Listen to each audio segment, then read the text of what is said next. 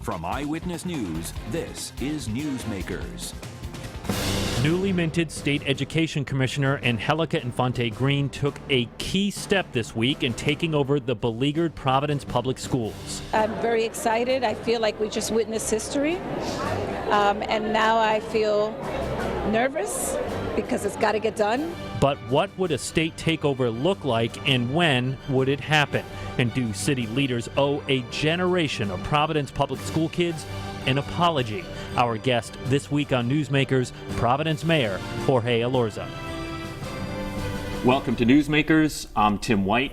Ted Nisi is off this week, so joining me on the panel is Eyewitness News reporter Steph Machado. Mayor Elorza, it's good to have you back on the program. Thanks for coming in. Great to be on here.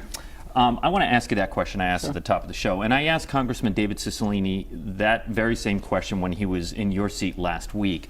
Look, the Johns Hopkins report only confirmed what a lot of people knew, especially parents and kids that have been in the schools. You are in your second term, so for your part, do you feel like you owe parents and students an apology? Yeah, I think we all do. You know, I've been mayor for the past 4.5 years, and we haven't been able to get it done. We know that we need transformational change, so I own my part of it. But I also know that there was a report back in 1993 that looked at the schools up and down, and it said the exact same thing that this report says. These are decades and decades that led to this moment. And I think about the things that we've done during my term, from increasing funding for education for the first time in years, to the investments that we've made inside and outside of the classroom. And then, if you remember, I spent about a year clashing with the teachers union, calling for a transformational contract, because I knew, we can't nip at the edges anymore. We need total transformational change. What I learned going through that process is that you just can't do transformational change through negotiations and through a contract. The state laws around arbitration and contract negotiations, they're so skewed against the cities that we just can't do it that way. And once we came to that realization, that's when the conversations with the state picked up, and we started thinking about what does a collaboration between city and state look like so that they can invoke additional powers and bring about that transformational change that we just can't do because we don't have those powers. So what you're saying is the state will have more of an ability to alter a collective bargaining agreement than you do. Sure, that's part of it. But you went through two negotiations. Couldn't you have done a little bit more in those negotiations? Yeah, believe me, I pushed. And remember, I stayed strong over a year and a half during an election year, and they picketed all of my events. They shouted me down during a state of the city address. Believe me, I pushed and I pushed and I pushed. But the state laws around contract arbitration, they're just so skewed against cities and towns that it's just not possible. And if you remember this past year, those rules around arbitration, what happens with contracts, they went even further with the Evergreen contract, making it even more difficult for cities to bring about this change. And Providence is in the spotlight right now, and we have our challenges and we have to address them. But if anyone's takeaway is that Providence has a problem, you're missing the bigger story. This is a crisis of education throughout the entire state. And the commissioner had said so herself, that if you take all of Rhode Island, and if it was one district of Massachusetts, we would be, as a state, in the bottom 10% of Massachusetts. If you look at districts throughout the state. Well, isn't that because the urban core is way down? So good question. So Rhode Island. Good question. So if you look at districts where 75% of kids are not proficient in math, you look at all of those cities and towns, that's 62% of the state. And folks would be shocked to see the cities and towns on that list. But this is a crisis of education, and it's not just the urban communities; it's the suburban communities as well. This is a problem where the state it's a statewide crisis. But with all of that said, Providence is on the front lines right now. I've always been in favor of some collaboration and partnership with the state.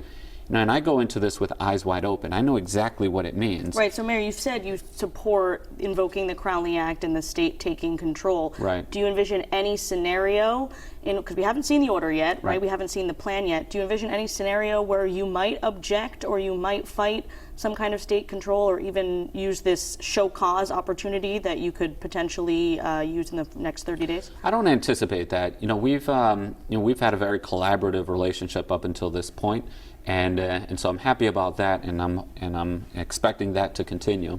So I don't expect for the city, at least for my office, to object. And it's a bit of a catch-22, right? On the one hand, we know that the status quo just isn't cutting it. We need to do something radically different to bring about transformational change. And then on the other hand, this idea of a state intervention, the truth is that if you look at these interventions throughout the country, they don't have a good track record of success. They almost always fail. You see short bumps up, and then it reverts back to the way that it's always been. And so what do you choose? I've reached out to a lot of folks on this, and there's a person who is basically a national expert, maybe the leading authority on these state interventions. He tells me that Domingo Morel is a professor at Rutgers University, has local ties, and he tells me that usually when this happens, it's a Republican governor that does it to a Democratic mayor. And so right from the beginning, there's a clash, and you just can't get on the same page. So there's an opportunity here. We have administration in the governor's office and my office that has a good working relationship. I believe that we're on the same page and have a similar vision for what we want to do. So we have the opportunity to create a collaborative process that, if successful, provides a new model for the entire country to follow. If you could change and that's the experiment that we're undergoing right now. If you could change one thing in the union contract, what would it be?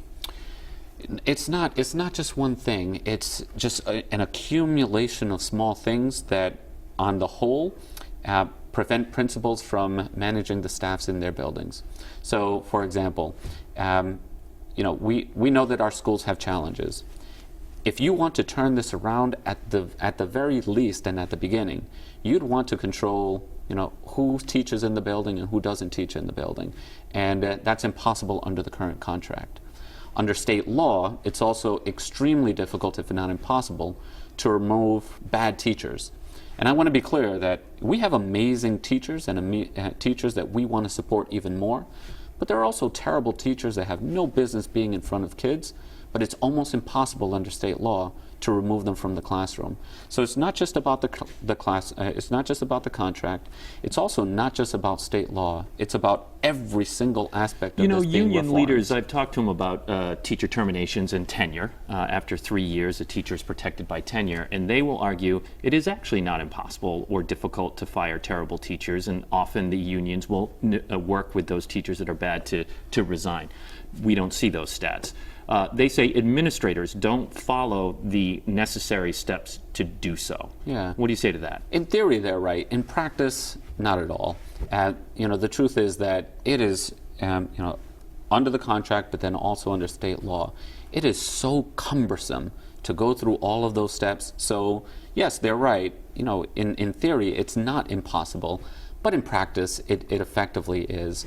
And you have principals that are trying to turn out fires or put out fires every single day. There's so many things pulling you in the same direction. They just don't have the time to go through all of the cumbersome steps that are required. And back to the previous question, what it's going to take, there is not one single thing that it's going to take. However, what we're very concerned about on the city side is, look, we know that these interventions don't have a good track record of success. And part of the reason why this clash between the city and state prevents community from being involved in the process. I'm thinking about, there's going to be a time, sometime in the not too distant future, where the state is no longer involved. What is going to be left behind when that happens? And I want to make sure that we're taking the opportunity right now to create new structures so that families, parents, kids, and community can be engaged in the community, so that when the state does leave, we have that strong foundation of community and stakeholder support that will carry this progress into the future. So do you hope then that there's an end date written into this plan, whether it's 3 years, 5 years, that the state has control of the system before it gets back into the hands of the city and the community? I think the smartest way to go is to put a certain end date on it, where we agree to review and see whether the state intervention should continue. So what exactly that number of years, that's to be determined, but I think that's the smartest way to go. Also, whether it's successful, we can judge, is it needed anymore, or should it continue with that success? But also, if it's not successful, we should evaluate, well, should we continue or not? So I think that's the smart way to go, and I believe that's what we should do. Mayor, I want to play a little bit of sound for you. There was quite a moment at a news conference you held on Friday outside of Hope High School. An ESL teacher, whose name is Betsy Taylor, gave a very emotional plea to you. Let's take a short moment from that press conference. You see the signs on these doors. They say asbestos, poisoning, be careful. This is where we've been living for years. I'm talking to downtown. I've been talking with administration. How are we going to better serve our students going forward? Nothing is being done that's different. It's a lot of talk. She says it's a lot of talk there. And look, we've talked a lot about union contracts and how they can hamper the city's ability, in your view, from making changes. But the union contract does not hamper you in making infrastructure changes. Right. The top of that soundbite you heard right there is her talking about asbestos and the condition of that school building itself and how that hampers education. Why hasn't more been done to fix the actual buildings that these kids are going to? Yeah, that's a great question. And again, this is a matter of decades upon decades worth of deferred maintenance in our buildings. We've held 2 citywide education summits where we invited the community and asked them, what do you want to see in your education system? And overwhelmingly, what we came out of that over the past couple of years is they want to see infrastructure improved in our school buildings. That's why in last year's elections, we put question number 4 on the budget to get approval for $160 million worth of investments in the city. So our voters overwhelmingly approved that. That's allowing us to leverage additional dollars. So we're looking at investments of $278 million over the next 5 years. And we have a plan to invest $400 million over the next 10 years. So you're right. I mean, it's just decades of lack of maintenance. Any school so bad right now that you want to close? In terms of infrastructure, not at this point. I mean, there's a lot of workarounds that we've gotten used to, and this just isn't acceptable. Every kid and every parent, once they walk into a school, they should be inspired by what they see around. That's just not what we have. Instead, we have dreary buildings. The paint is old, it's chipping, and it's just not conducive for learning. That's a problem, and that's why we've taken action on this, and that's why we'll be making these investments. On top of that, we've also started $20 million worth of investments. They're ongoing today and now as we speak throughout the summer.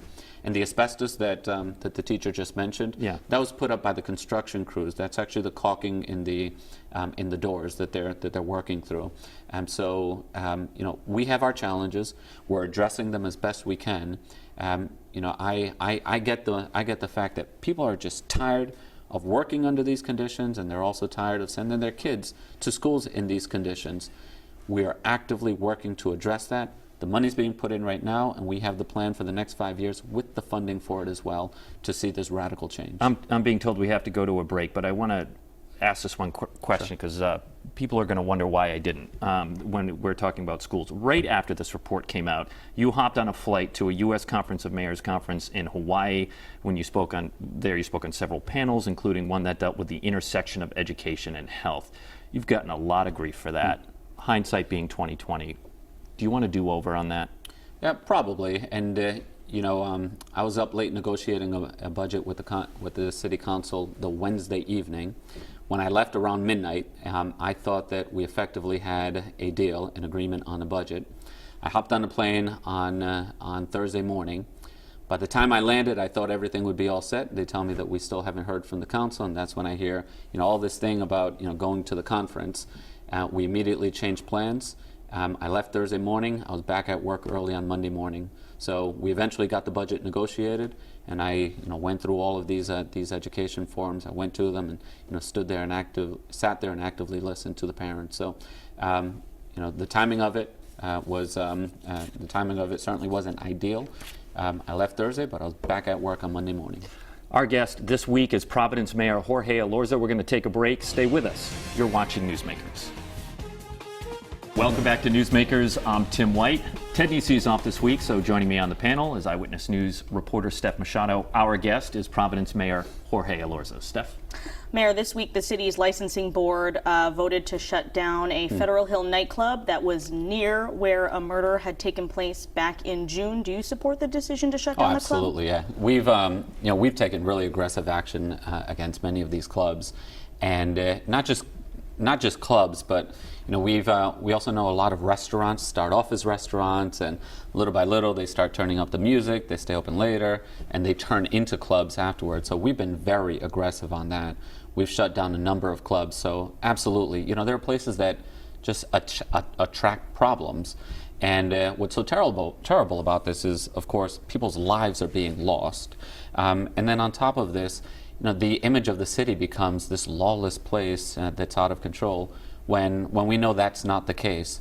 You look at crime statistics throughout the city right now, and violent crime, the most violent crime, is actually at historic lows, and violent crime across the board is also down double digits this year.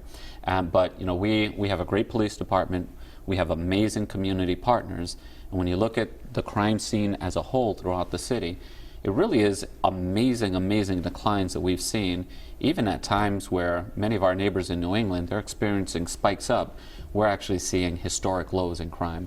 So for all of these reasons, yes, we support that, and we're going to continue to work collaboratively with everyone to bring our numbers even further down. It is true that crime is down. I've looked at those stats. You tout Federal Hill as this destination, though. You want people outside of Providence, outside of Rhode Island, to come visit and go to historic Federal Hill. So are these headlines about shootings, stabbings, brawls happening on the Hill during the nightlife hurting that image? Oh, it certainly does, and that's why we have to act so aggressively against it. The tough thing about it is that you can be squeaky clean and free from any kind of incident, but if there's one incident, the image of that incident just colors the entire scene and drives down the reputation of an entire area. That's why we need to be so aggressive, and that's why we shut down so many places. And that's, in part of the reason why crime is so low right now in the city. But of course, there's still more that we need to do. You see the decisions made by the licensing board get appealed to the state, to the Department of Business Regulation, and the track record for the licensing board is not great. You see the DBR turn over a lot of those decisions, and it makes people wonder, what is the point of the licensing board if the state's just going to come in and overturn their decisions? Is the licensing board powerless because of DBR? We've actually tried to change the law in this area, and it's a source of constant frustration for the city. We go through our effectively trials during the licensing board. We present all of the evidence. They reach their conclusions. It's all done in public. And we shut down a place that's dangerous, and it gets reversed by DBR. And, frankly, I think it's people who aren't from Providence making decisions for Providence. And you take many of these restaurants or clubs, if it happened outside of the city in a suburban place, they would act with the same urgency that we would act. And so I think it's the image that they have of Providence, and I think it's wrong. I think it's improper. We've spoken out about this. It's just not right. And I think that what needs to change is the standard that they use at DBR. Instead of reviewing these cases, entirely new, they need a higher standard. Give some deference to the decisions and the review process that we make at the local level, and don't overturn us simply because you disagree that it doesn't present a dangerous situation. But aren't they applying a legal standard? Well, it depends what legal standard, and we think it should be a higher legal standard of review rather than reviewing it de novo. So, for example, someone gets stabbed. We determine that it presents a dangerous nuisance. They review the same facts and say, well, no, it's not a dangerous nuisance. We don't believe that's the way it should be done. There should be deference to the facts that are established at the local level, and then determine whether we applied the law properly. That's the way it happens in courts. But the standard that they apply opens the door for them to substitute their judgments for our judgments, and that's what's led to them keeping places open that are keeping that are dangerous and keep producing problems. Moving on to taxes, Mayor, everyone's favorite topic. You had a very public fight earlier in the summer over taxes in Providence. The city council wanted to move to a two-tiered system where higher valued homes would get less of a homestead exemption. Yeah. You were strongly against that. The General Assembly said no to that, but the city council says they're going to try again next year. Is that something you could support after it's been vetted a bit more? Sure, and I've spoken with them, and I've said publicly that that's a concept that I agree with. I believe in a progressive structure. However, you don't do this at the last minute, and also you don't do it to single out one community. To single one. Won't it always single out one community though? If the higher valued homes are taxed differently and they're mostly on the east side. Well, if you're doing this because it's good policy, then let's do it because it's good policy. But starting off by seeing how the current tax structure, who it's going to help and who it's going to hurt, and then changing the structure to help the one that's being hurt and hurt the one that's being. That's not the way you do this, right? Let's do it from a matter of what's the right policy. So I've told them that I'm very supportive of this concept. Let's sit down, let's study it, let's look at it, and then when the General Assembly comes back next January, as a city, let's present our plan so that we're speaking with one voice. And I'll tell you, when we talk about tax policy, it's about doing it right, but it's also about keeping an eye on the greater picture. Remember, when I took office, there was an $8 million deficit that I inherited, and the talk of bankruptcy, the talk of receivership, that was still in the air. Over the past 4 budgets, and now going on to this last one that just closed, we finished every single year with surplus, sometimes record surpluses. We've done it while paying 100% of our pension payments. We've had our credit rating upgraded, and for the first time in a long time, we have a rainy day fund. So our finances are definitely improving, and that's the bigger picture here. Wait a minute, Let's be Mayor. responsible throughout that process. Let me just interrupt you on that, because it was in the studio during a debate that you said that if the city couldn't sell the Providence Water Supply Board, that the city could tip into bankruptcy. Right. And that wasn't, I know it feels like a million years ago, that wasn't too long ago that you said that. Yeah. So you're talking about surpluses and how great things are.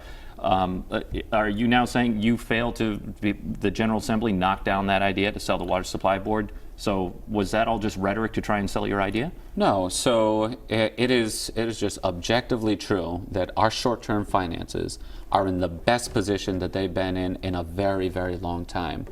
The long-term deficits are a different story. Exactly, right. The structural deficit, the long-term deficit, that's a totally different story. And that's effectively, that's created by the increases in the pension payments that we'll have to make up for the unfunded pension liability. So I know it's confusing. Our short-term finances are in good shape, but our long-term finances are still looking tough. Does receivership keep you up at night still then? It is still, along with education, the biggest challenge that the city faces.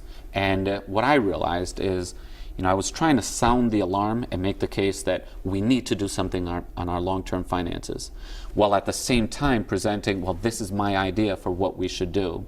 And people were reacting so negatively against the proposed solution that they were walking away from the forums we were doing, not even convinced that something had to be done with the finances. So if we're not able to actually bring about the change, what I want to spend my time doing is creating the conditions for change. So over the next couple of years, I intend to continue to talk about the challenges that we have in the offing. We need to do something urgently about our long-term liabilities, pension liabilities, and it's something that we can't forget about. So yes, that and education, the 2 biggest issues that the city faces. We have about a minute left in the show. I want to pivot back to education. Sure. You're a new father. You have probably 4 or 5 years before you have to make this decision. But would you send your kid to Providence Public Schools? Absolutely, no doubt about that. I believe in the public school system. And look, here's the sad part about it.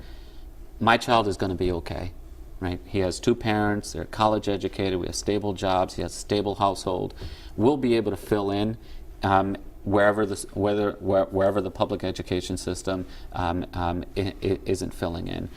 But what about those families that don't have that stability? What about those families that don't have the 2 parents? What about those families where kids have special needs and English language needs? That's why we need this transformational change in our schools. And as heartbreaking as this process has been, and listening to the testimonials, I am hopeful and inspired by so many people that have come out. They want to be part of the solution, and I can guarantee you, I'm going to work my tail off the rest of the time I have here. The results of this report are not going to be the same as the reports from 1993. We're going to see real change. All right, Providence Mayor Jorge Elorza, thank you so much for joining us on the program. If you missed any of it, it's online, WPRI.com, and don't forget to sign up to our podcast through iTunes. For Steph Machado, I'm Tim White. We will see you next week on Newsmakers. Got to ask.